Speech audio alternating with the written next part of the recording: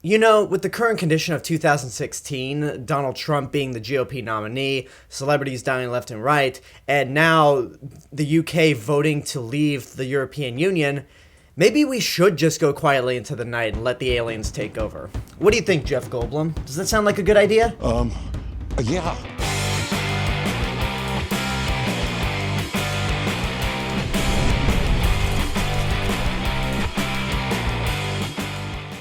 Independence Day Resurgence is the sequel made 20 years after the original Independence Day from 1996. And basically, it is about the return of the aliens from the first movie with a bigger, badder spaceship, and they want to destroy Earth again. That is definitely bigger than the last one. It's pretty much the same plot as the first Independence Day. Now, there are two movies this year that have the Resurgence subtitle in them, and honestly, this is the one I didn't want to see first. And I've said this before in my review of the original Independence Day from last week, I really enjoyed this first movie. I didn't grow up with it the way a lot of other kids from the 90s did, so it's not nostalgic to me by any means.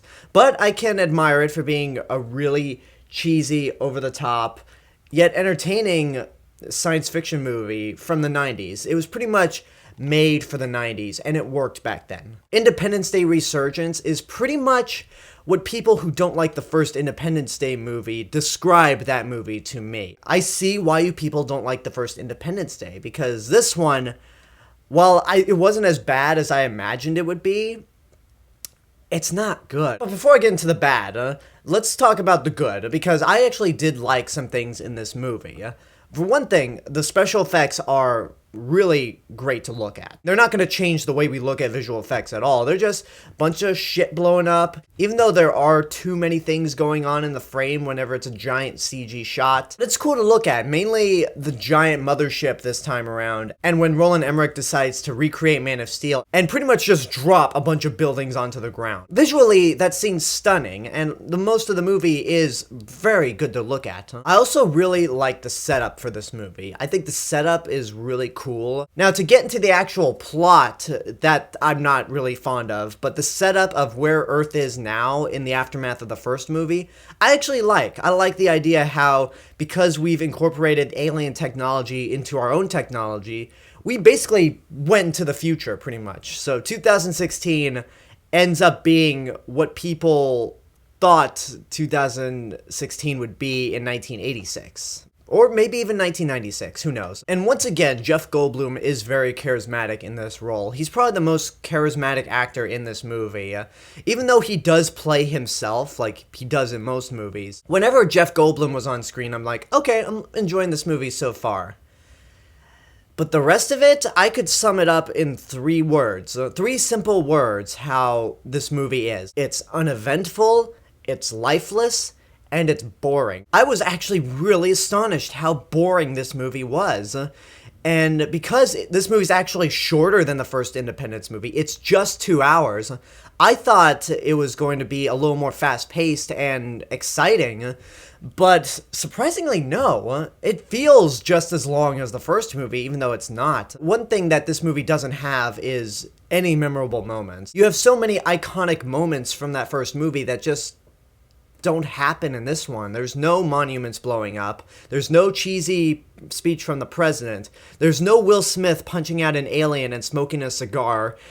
And there's just no Will Smith, period. Will Smith was one of the things that helped make the first Independence Day a little better, and that actually catapulted his career as a superstar. In here, Will Smith's character is dead, and they have his son, who's all grown up, played by Jessie Usher. And this guy just is a blank slate.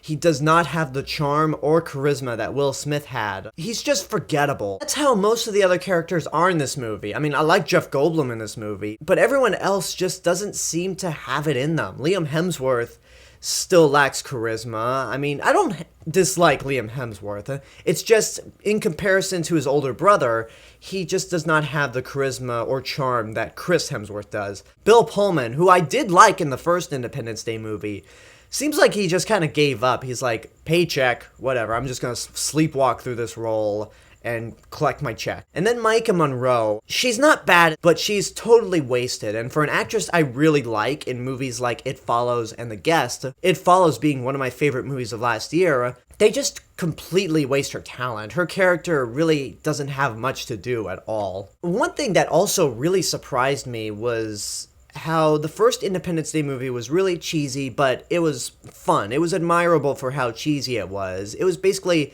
the big, stupid, dumb, memorable 90s movie.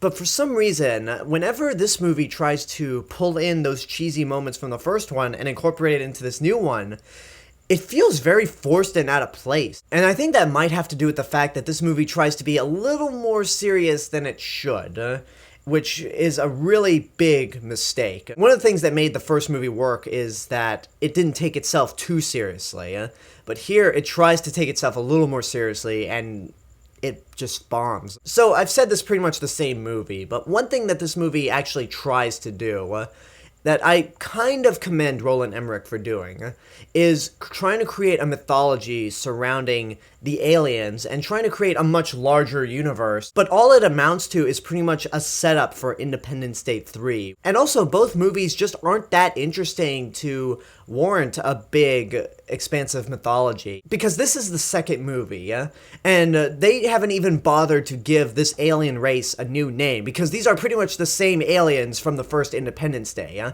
We're 2 movies in, 20 years later, and we still don't know the race of these guys. And speaking of that setup for Independence Day 3, I'm not going to say what happens because I don't want to spoil the movie, but really, when it was done, the first words that came out of my mouth were, "Really, Roland Emmerich? Really?" Because the way the movie ends, the only thing that was missing was somebody looking into the camera and just winking at the audience. It was just really cheesy, but not in a good way at all. So I'll wrap things up here. Independence Day Resurgence, I don't hate. With the exception of Godzilla, there's no Roland Emmerich movie that I have straight up despised. His movies just are with the exception of the first Independence Day. But this movie just lacked the energy, life, and charm that the first Independence Day movie had. If you're gonna go into this movie expecting some grand special effects and just see shit blow up, then you're gonna get it, because that's what Roland Emmerich has built his entire career upon. As much as his movies are mediocre,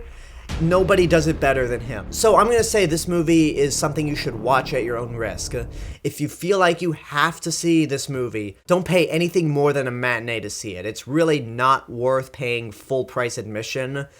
But the best I can recommend is you watch it at home, have a big HD TV, good sound system, and you're going to enjoy it, because I don't think this movie is really that good to warrant a theater experience. But again, if you have to see it, then go for it. Make up your own mind.